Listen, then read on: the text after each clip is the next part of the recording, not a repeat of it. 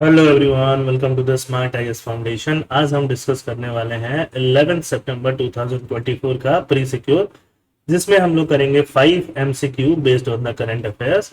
और ये एमसीक्यू आपके प्रीलिम्स को सिक्योर करने में और ज़्यादा हेल्प करते हैं, क्योंकि ये करंट अफेयर्स बेस्ड हैं।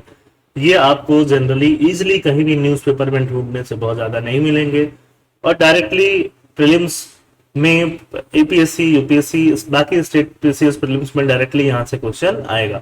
आपको न्यूज़पेपर में डायरेक्टली खोजने से इसलिए नहीं मिलेंगे क्योंकि आपके पास एक्सपीरियंस थोड़ा कम होता है एज ए स्टूडेंट। ठीक है, तो अब स्टार्ट करते हैं 5 MCQ. First is Polaris Dawn mission. Which of the following statement about the Polaris Dawn mission is correct?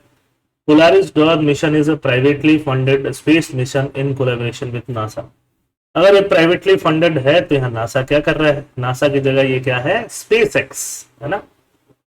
The mission will attempt to set a new record by reaching a 700-kilometer altitude, surpassing NASA's Gemini 11 mission. The mission will be the first non-governmental mission to conduct a spacewalk. तो इसमें से second और third बिल्कुल सही है। First is incorrect, second is correct, third is correct. तो दोनों सही है।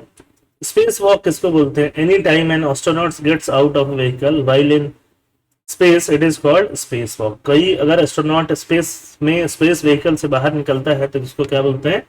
स्पेस वॉक बोलते हैं। और स्पेस वॉक करने वाला ये पहला नॉन गवर्नमेंटल मिशन होगा जो स्पेस एक्स की हेल्प से किया जाएगा। तो इसके सारे फैक्ट्स आपको पता नहीं होने चाहिए। All facts are important for the perspective of prelims. Financial action task force FATF, ये हमेशा से एक पॉपुलर इंटरनेशनल ऑर्गेनाइजेशन है या बॉडी है।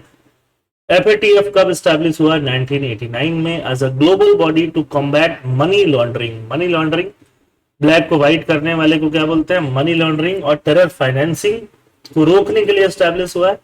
It was initially set up to examine and develop measure to prevent money laundering, but later expanded its mandate to include counter terrorism financing post 9/11। सिर्फ पहले money laundering को काउंटर करने के लिए काम हो रहा था इसका, बट 9/11 अटैक जो यूएस पे हुआ उसके बाद टेरर फाइनेंसिंग को भी ये रोकने की कोशिश करता है। FATF एस्टैब्लिश हुआ है G7 की मीटिंग के बाद, G20 नहीं, G7। तो इसमें थर्ड डेफिनेटली गलत है। थर्ड गलत है तो गलत सही क्या हो जाएगा? First and second. फिर हम बात करेंगे मोल्लेम नेशनल पार्क का। मोल्लेम नेशनल पार्क कहाँ पे है? ये भी क्वेश्चन आ सकता है। Mollem national park and national board of wild life कहाँ पे है? Mollem national park is located in the western Ghat in Goa and was previously known as Mollem game sanctuary. Previously इसको मोल्लेम गेम सेंचुरी के नाम से जाना जाता था। The standing committee of NBW मतलब national board of wild life has recently approved a controversial transmission line project that will pass through Goa's Mollem national park, जो कि गोवा के मुल्लम नेशनल पार्क से क्या करेगा? पास करेगा। NBWL, which is headed by Union Environment Ministry, is tasked by promoting wildlife conservation and approving development project in protected areas and beyond।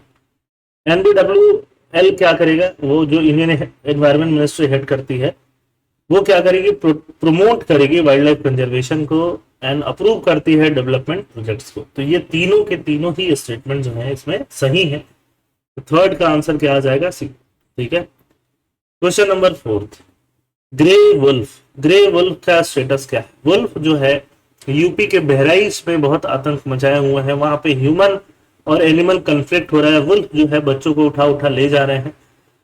तो wolf के बारे में थोड़ा सा जान लेते हैं। इंडियन ग्रे वुल्फ को लीस्ट कंसर्न क्लासिफाई किया है IUCN ने, और ये under the wild life protection act schedule 1 animal के अंदर आते हैं। शेड्यूल 1 में वही आते हैं जो कि प्रोटेक्टेड एनिमल्स होते हैं। तो ये दोनों का दोनों क्या है? करेक्ट है। इंडियन ग्रे वुल्फ के बारे में आपको और जानना है तो आप ये सारा पढ़ सकते हैं, और ग्रे वुल्फ के बारे में आपको इंफॉर्मेशन मिल जाएगा। Which of the following statement about cyber crime? Cyber crime एक आसान सा क्वेश्चन है, बार बार न्यूज में आता रहता है। Cyber crime refers to the crime where a computer is either the object or the tool to committing an offense। सही बात है। According to the Constitution of India, cyber crime fall under the jurisdiction of central government। बिल्कुल नहीं। Cyber crime can involve illegal और unauthorised activities. Illegal activities बढ़ा सकती है, technology exploit कर सकती है ना। तो फर्स्ट एंड थर्ड सही है। जनरली स्टेट्स जो होते हैं लॉ एंड ऑर्डर और क्राइम वाली चीजों को देखते हैं, इसमें सेंट्रल गवर्नमेंट की जगह स्टेट सब्जेक्ट के अंदर आता तो ये सही माना जाता। कमेंट सेक्शन में बताइए आपके कितने क्वेश्चन सही हुए, और साथ साथ में अगर आपको नोट्स बनाना है तो आप टेलीग्राम चैनल विजिट कर सकते हैं। थैंक यू, जय हिंद।